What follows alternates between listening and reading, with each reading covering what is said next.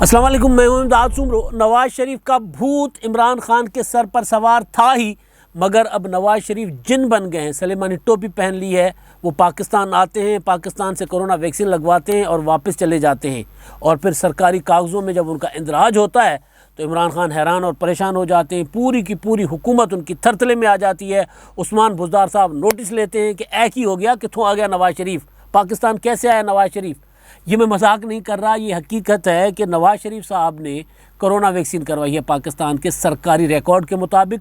लाहौर के करीब, लाहौर का ही एक वैक्सीनेशन सेंटर है, एक अस्पताल है कोट ख्वाजा सईद, वहाँ से 22 सितंबर को 4:04 पर मियाँ मोहम्मद नवाज शरीफ साहब ने कोरोना वैक्सीन करवाई है। उम्र 70 साल और नवाज शरीफ साहब का रिकॉर्ड जो है वो आ गया है NCOC पर, NCOC वो जो हमने इदारा बनाया हुआ है।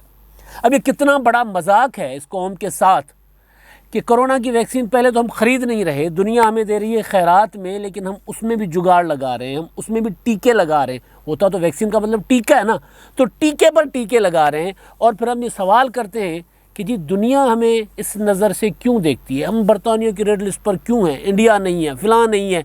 इंडिया में जो डेल्टा वेरिएंट वो बड़ा ख़तरनाक था, इंडिया पूरा का पूरा उसमें लपेट में था, लेकिन उसके बावजूद इंडिया को जो है वो रेड लिस्ट पर नहीं रखा हुआ, हमें रेड लिस्ट पर रखा हुआ है। सऊदी अरब हमें नहीं आने देता डायरेक्ट, हम डायरेक्ट फ़्लाइट लेकर सऊदी अरब नहीं जा सकते, जाएँ तो फिर लंबा करंतना। थाईलैंड जैसे मुल्क हमें कहते हैं कि जनाब जिन्होंने अपने खोला हुआ है, जिनके ऑन अराइवल वीज़ा होता है जहाँ वहाँ पर भी, वो मुल्क भी हमें कहते हैं कि नहीं, आप आएंगे पहले हमारे SOPs फॉलो करेंगे, पहले आप क्वारंटाइन में जाएंगे और उसके बाद आपको बाहर निकलने की इजाज़त होगी।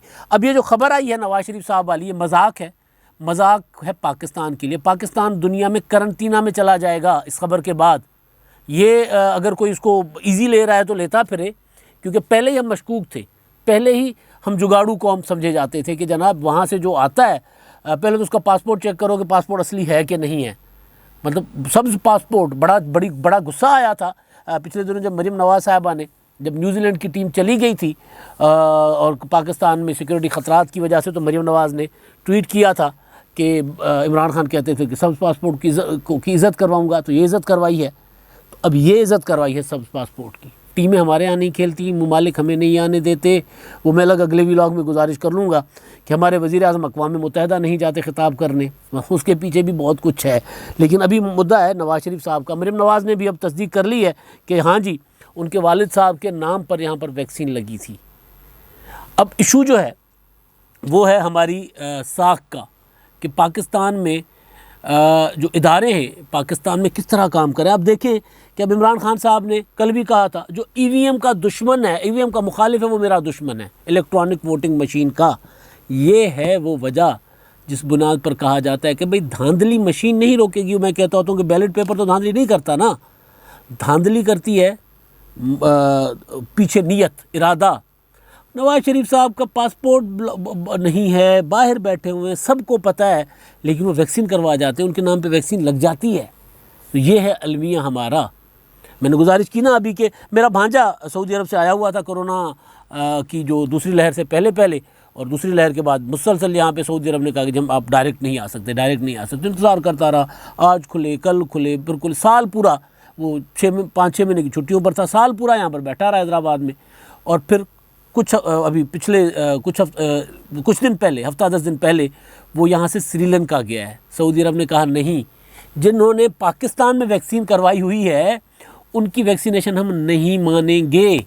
ये है सबसे बड़ा अलमिया। वो कह रहे हैं कि जी आप वहाँ से आएँ पहले, उसके बाद आकर करंतना करें किसी और मुल्क पर, वहाँ पर स्टेशन बनाएं अपना, वहाँ से सारे सर्टिफिकेट लेके आ जाएं कि भाई ये कोरोना फ्री है, तो वो हम यकीन करेंगे। हमारा सर्टिफिकेट दुनिया नहीं मान रही। और फिर हम यहाँ पर बैठकर कहते हैं कि जी FATF में फ़िलहाल इंडिया साजिशें करेगा। भाई FATF में हम क्या कर रहे हैं? हम दुनिया को हमारी जो शनाख्त बना दी है हमने, वो असल मसला है कि भाई हम दुनिया को बताते कुछ हैं। पोलियो वाला मामला आपको याद होगा, पोलियो में क्या हो गया था? पोलियो में वो जो बाबर अता थे इमरान खान साहब के फोकल पर्सन, यानी पोलियो पाकिस्तान से ख़त्म हो गया था 13 میں جب پی ٹی آئی کی گورنمنٹ آئی ہے کے پی کے میں تو دوبارہ پولیو سر اٹھانا شروع ہو گیا تھا کیونکہ وہ وہاں پر ویکسینیشن پراپر نہیں ہو رہی تھی. پھر ظاہر ہے اگر پاکستان کے کسی بھی ایک علاقے میں پولیو ہے تو وہ ٹریول کرتا ہے لوگوں کے ساتھ, فضا کے ساتھ, ماحول کے ساتھ, اس کا ایک وہ اپنا فنومینا ہے.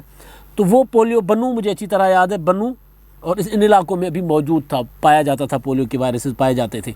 تو وہ پولیو پھر آہستہ آہستہ پھیلا اور دوبارہ بڑھ گیا. پھر اس کو کنٹرول کیا گیا. پھر 18 میں عمران خان صاحب کی حکومت آ گئی مرکز میں. بابر بن عطا صاحب جو ہیں وہ مرکزی پولیو کے فوکل پرسن رہے. انہوں نے دنیا کو غلط رپورٹیں دینا شروع کر دیں.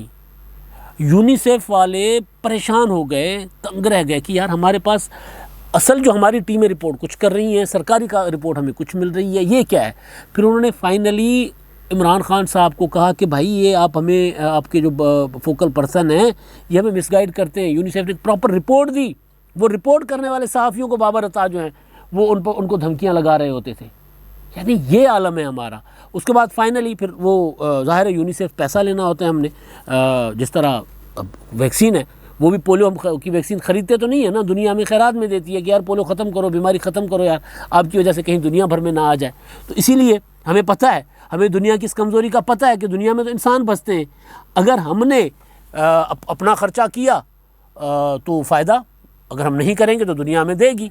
مطلب پولیو کے لیے دنیا نے ہمیں سپورٹ کیا ہے اور ہم یہاں پر پروپیگنڈا کر رہے ہوتے ہیں کہ جی پولیو جو ہماری وہ نسلوں کو تباہ کرنے کے لیے ہے, ہمیں مطلب نامرد کرنے کے لیے, یہ کرنے کے لیے. اب یہ کورونا ویکسین کے متعلق بھی ہماری یہ باتیں چل رہی تھی, جناب اس سے تو یہ ہو جائے گا, ایک وہ لگایا گیا, کیا لگایا گیا ہے, مقناطیس لگایا گیا ہے اور ایک چھوٹی سی چپ ہوگی, اس چپ کے ذریعے وہ ہمیں ہماری پوری کی پوری جو ہے ہمارے انسانوں کو آپریٹ کریں گے. بھائی ہم آپریٹ ہو تو رہے ہوتے ہیں باہر سے, کیا سب یہ افغانستان میں ہم کب سے آپریٹ ہو رہے ہیں, مطلب چھوڑ دیں آپریٹ ہم ہو رہے ہوتے ہیں, ہمیں کوئی اتنا بڑا ایشو نہیں ہے آپریٹ نہ ہونے کا. لیکن ہمیں عجیب و غریب قسم کی نا چیزیں, دنیا کہتی ہے کہ یار یہ آپ کے ہاں سے یہ بیماری ہمارے ہاں آ جائے گی, دنیا میں ختم ہو جائے گی, آپ کے یہاں نہیں ختم ہوگی تو دنیا میں ختم نہیں ہوگی.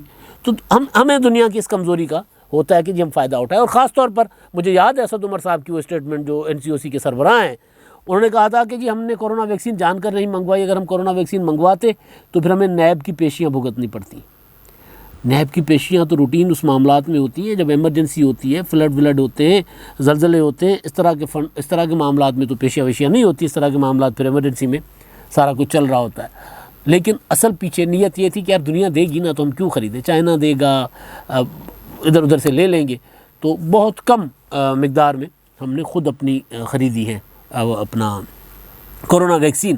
لیکن اب یہ جو نواز شریف صاحب والی خبر ہے, ابھی پچھلے جمعے کو برطانیہ نے ہمیں ریڈ لسٹ سے نکالا ہے, لیکن نکالا اس شرط پر ہے کہ جی آپ آئیں گے, آ کر وہاں کرنٹینہ آپ کو پھر بھی کرنا پڑے گا وہاں پر پراپر. پہلے سا کہ آئیں کرنٹینہ کریں 14 دن کا, جس پر 4-5-6 لاکھ لگ جاتا تھا, انسان جا کے 14 دن کا کرنٹینہ کرے. انہوں نے ریڈ لسٹ سے نکالا. اب یہ خبر آ گئی ہے, اب کوئی پتہ نہیں دوبارہ ریڈ لسٹ پر آ جائیں کہ یار یہ ابھی بھی وہاں پر 2 نمبریاں چل رہی ہیں. نواز شریف کی کو ویکسین ہو جائے, جن کو عمران خان صاحب چاہتے ہی نہیں کسی صورت پاکستان آئیں, ان کی ہر تقریر, ان کی ہر وہ جو ہوتی ہے دھمکی, وہ یہ ہوتی ہے کہ نواز شریف صاحب باہر ہی رہیں. وہ نواز شریف صاحب دنیا کو پتہ ہے کہ یار وہ لندن میں بیٹھے ہوئے ہیں, دنیا کو پتہ ہے کہ بھائی ان کے پاس پاکستانی پاسپورٹ نہیں, دنیا کو پتہ ہے کہ وہ پاکستان ٹریول نہیں کر سکتے, ٹریول کریں گے تو ڈائریکٹ جیل چلے جائیں گے. کوٹ خواجہ سے نہیں جا سکتے, وہ کوٹ لکھپت جا سکتے ہیں, وہ کوٹ لکھپت میں جا کر بند ہو سکتے ہیں. لیکن ہم ان کو یہاں پر ویکسینیں کروا رہے ہیں بیٹھے. تو پھر سعودی عرب یا دوسرے ممالک پھر ہمیں کس طرح نظر سے دیکھیں گے. پھر ہم یہاں پر بیٹھ کے پریس کانفرنسیں کریں گے, لو جی ہمارے خلاف انڈیا نے دشمنی کی, ہمارے خلاف انڈیا نے FATF میں, جس طرح ہم FATF میں ہمیں انڈیا نے لابنگ کر کے ہمیں FATF میں ڈلوایا. انڈیا تو لابنگ کرے گا بھائی, وہ تو دشمن ہے, وہ یہی کرے گا, اس کا کام ہے. ہم اپنے یہاں پہ سدھاریں. اب خبر ہے کہ جی وہ جو تھے ملوث جو ویکسینیٹرز تھے, وہ عادل رفیق اور ابو الحسن صاحب کوٹ خواجہ سعید کے, ان کو انہوں نے معطل کر دیا ہے.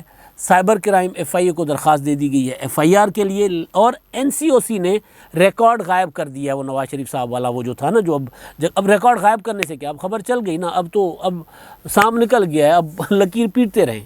ریکارڈ غائب کر دیا ہے. اور وہ 1166 سے جو نواز شریف صاحب کو وہ جو ویکسین کا میسیج گیا ہے, جہاں سے خبر پتہ چلی اصل کہ جی آپ کا پہلا ڈوز آپ کا لگ گیا ہوا ہے, اور اگلے ڈوز کے لیے آپ کو تاریخ دی جائے گی، اور جو NCOC کا ریکارڈ ہے اس میں اگلا ڈوز ہے 20 اکتوبر کا کہ 10 اکتوبر کا کہ 10 اکتوبر کو آپ نہیں 20 اکتوبر کا کہ 20 اکتوبر کو آپ کو اپنا آ کر لگوا دے، ویکسین لگوا لیجیے گا، 20 اکتوبر کی ڈیٹ ہے آپ کی. مطلب ایسا چل رہا ہے. اچھا جی، وہ مریم نواز صاحبہ نے آج جو اسلام آباد ہائی کورٹ میں ان کی تھی وہ وکیل پیشی تھی، اپیل ان کی، اور وہاں پر انہوں نے وکیل بدلنا تھا، تو خبر آئی تھی کہ شاید عرفان قادری ان کے وکیل ہیں. لیکن بہرحال وہاں پر انہوں نے ایک بات کی ہے، دو باتیں کی ہیں. ایک تو ظاہر ہے یہ تھی میاں نواز شریف صاحب والا، اور میں بات کر رہا تھا EVM کی بات کہ بھئی EVM، اب آپ سوچیں کہ عمران خان صاحب کی حکومت کہہ رہی ہے کہ جی EVM شفاف نظام ہوگا. وہ میں نے پہلے بھی گزارش کر دی، EVM شفاف نظام کیسے ہوگا جب ہم یہاں پر بھی یعنی جو شناختی کارڈ ہی استعمال ہوگا نا وہاں پر ووٹ ڈالنے کے لیے، شناختی کارڈ کی لسٹ پر بندہ جائے گا نا، تو کوئی تھم امپریشن نہیں ہے، کوئی بندے کی شناخت نہیں ہے، بندے کا کچھ بھی نہیں ہے، صرف زبانی جا کر آپ بول دیں اپنا شناختی کارڈ جی میرا فلاں شناختی کارڈ نمبر ہے اور مجھے ویکسین لگ گئی، یا پھر نمبر کسی کا غلط ڈال کے کسی کا کوئی افغانی ہوگا، کوئی ایسا بندہ ہوگا جس کا جو پاکستان میں غیر قانونی رہ رہا ہوگا، اسی کو ویکسین کی ہوگی نا، پھر کوئی ایسا جگاڑ ہوگا. تو یہاں پر بھی یہی ہوگا کہ بندہ تو ہوگا نہیں، ووٹ ڈل جائے گا، جس طرح کراچی میں ہوتا آ رہا ہے کہ وہ بندہ جاتا تھا کہ جی آپ ووٹ ڈال لیں، تو کہ آپ کا بھی ہو گیا، آپ کی بیگم کا بھی ہو گیا، کہ میری بیگم کو مرے ہوئے تو 40 سال ہو گئے، میری بیگم کا ووٹ کیسے ہو گیا. یہ ہوتا رہا ہے کراچی میں، وہ جب بھائی لوگوں کا پورا تھا نا وہ کراچی پر راج تھا، جو مرضی بھائی لوگ نکال لیتے تھے ووٹ. یہ ہمارے ہاں ہوتا رہتا ہے، مطلب جو بھی اپنے حلقے کا بھائی ہے، صرف MQM والے کیوں، پنجاب میں 97 میں بھی یہی ہوا تھا. تو مطلب الیکشن ایسے، اب 2018 میں یہی ہوا تھا، 13 میں RO الیکشن ہوا تھا نا، کہتے تھے کہ RO الیکشن.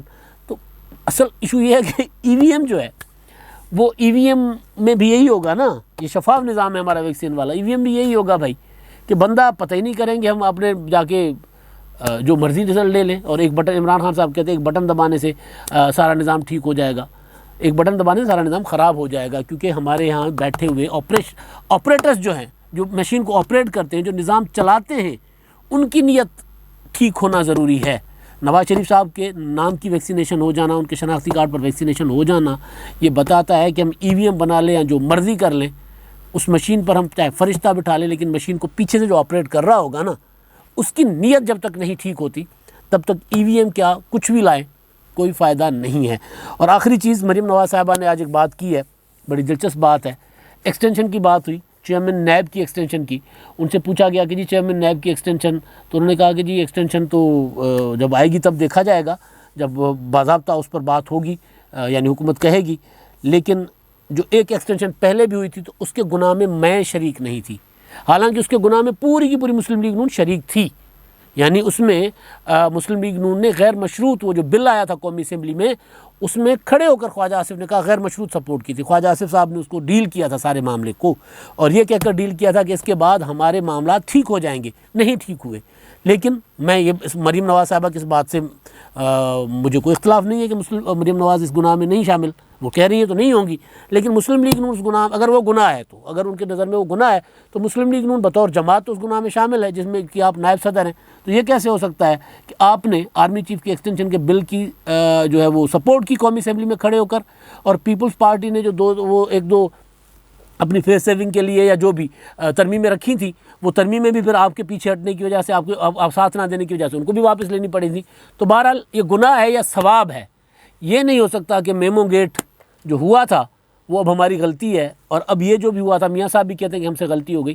یہ غلطیاں اب کہنے سے نہیں ہوتی، پھر آگے ایک غلطی کے بعد اگر اگلی غلطی اسی طرح کی ہو تو اس کا مطلب ہے کہ پھر یہ غلطیاں نہیں ہیں، یہ عادت ہے.